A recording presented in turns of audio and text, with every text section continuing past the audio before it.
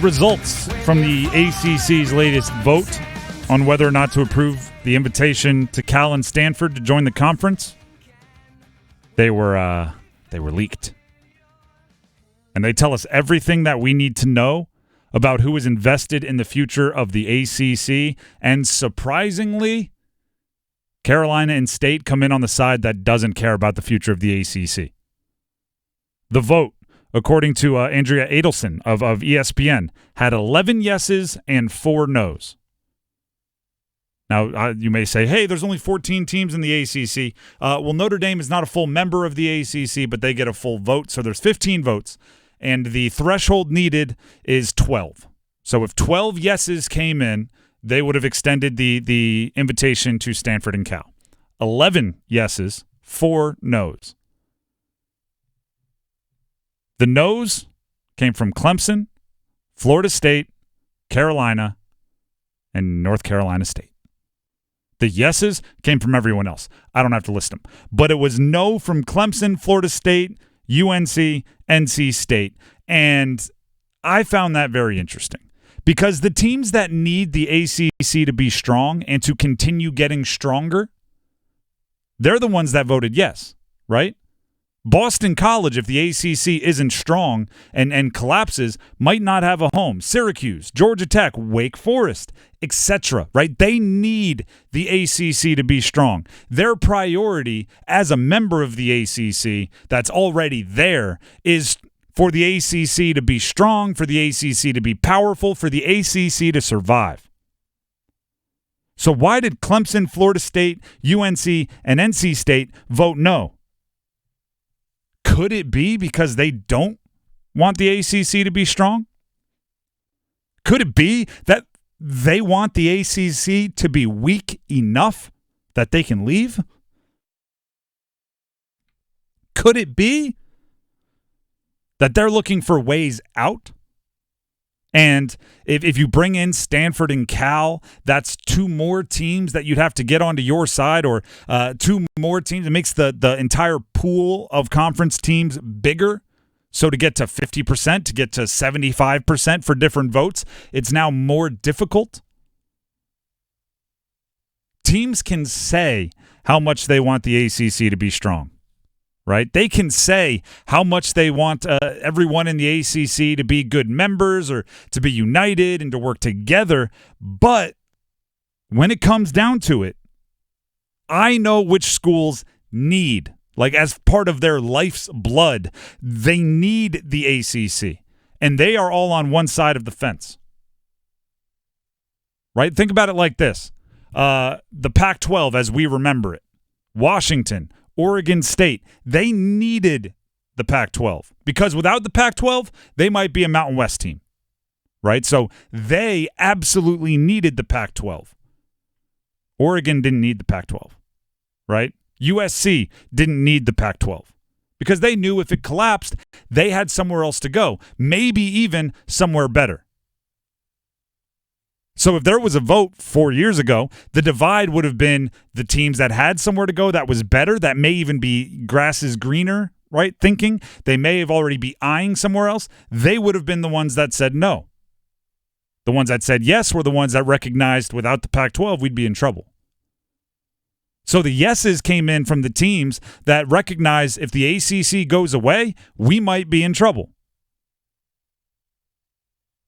The ones that feel like they have options, the ones that feel like, hey, if the ACC does go down, if they do go up in flames, then we might be in a better situation. So why would we vote on something that makes it stronger?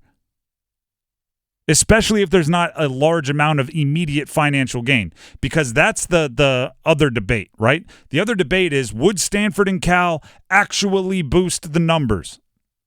Yes, first of all. Especially if they're willing to take a smaller share, meaning a 50% share or 75% share of their media piece of the pie, their media rights piece of the pie, then that extra money could operate as some kind of slush fund for the ACC. So there is, even if it's not gigantic, an immediate financial boost. But guess what it also does? There is strength in numbers in conference membership. There is strength in numbers. The more teams you have, particularly the Power 5 teams, and Stanford and Cal being in the Pac-12 are both that, right? That matters. So if it doesn't give you a massive financial gain right now, what it does give you is a boost in stability, a boost in longevity, and a boost in expected survival rate, which is massive for schools like Boston College and Syracuse, right? Massive for schools like Wake Forest and Georgia Tech and Duke and Virginia and Virginia Tech, right? It's massive for those schools, but guess what? Clemson doesn't need long-term longevity and stability because they have it built up in their own value. Florida State feels like if they ever became a free agent, they'd be the belle of the ball. Everybody would want them. Carolina, right? The group of Florida State, Clemson, and UNC have long been seen as the most attractive, powerful brands in the ACC. NC State, which we'll talk about a little bit later on, I believe has a buddy system working with Carolina, right? So the ones that feel like they have brand recognition, the ones that feel like they have nothing to worry about, they're the ones that are saying, yeah, I'd be fine if the ACC crumbled. I might even like it. I may be voting to make sure there's a better chance that the ACC crumbles. And now you've outed yourself as that group. Right? I say it all the time. Actions speak louder than words, right? I'm going to look at where your actions send you. Their actions voting no sends them to the not exactly the I believe in the ACC fan club. Some people just want to see the world burn. Or the ACC burn, right? Which is the metaphor. And it may be this team, that UVA, sorry, right? You can look them in the eye and say, my bad. I don't know about that one since of the Carolina, University of Virginia, the longest rivalry, though, in the ACC. Like Oklahoma and Oklahoma State was a rivalry. Like it was Bedlam. Like Oregon State was a rivalry. But Oregon and Oklahoma had no problem looking at their rival in the face and saying, ha, SEC's calling, right? I'll be fine. I'll be in the Big Ten. You'll be good, right? You'll just stay here. You'll be good. No, I've heard the Mountain West is nice. Like that's what they've done. So I just don't I mean, there's a world. I mean, Carolina and NC State are on one side. Duke's not on it. Yeah. That's even interesting considering the basketball rivalry. I mean, in so many ways. What was it? A recruit over the weekend. Actually, I believe he's from Pittsburgh. Committed to Carolina, football recruit. He's like a big athlete, right? Defensive end, tight end type guy. 2 weeks ago. Committed to Carolina. And 11 days later, flipped to State. And I follow Twitter, right?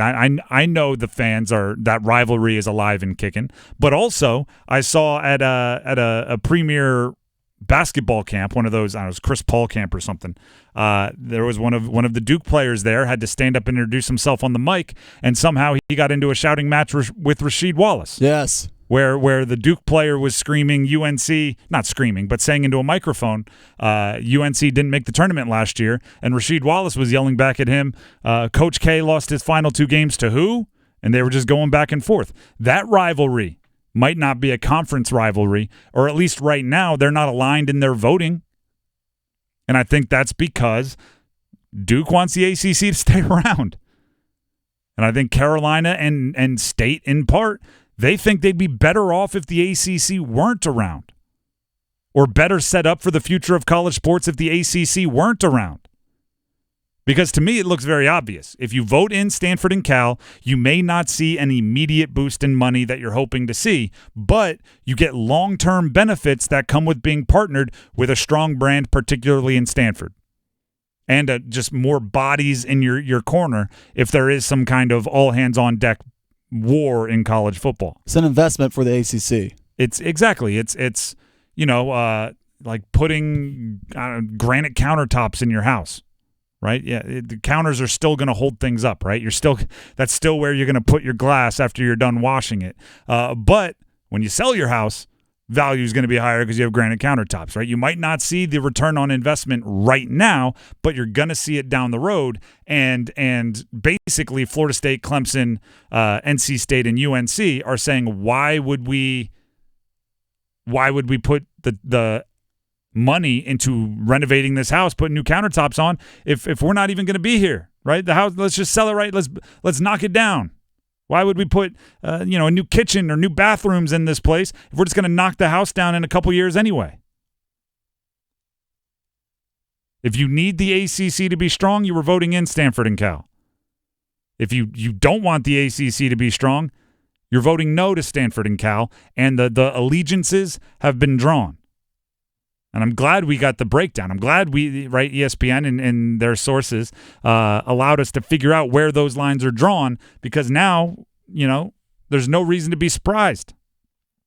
Now there's no reason to allow yourself to have the wool pulled over your eyes.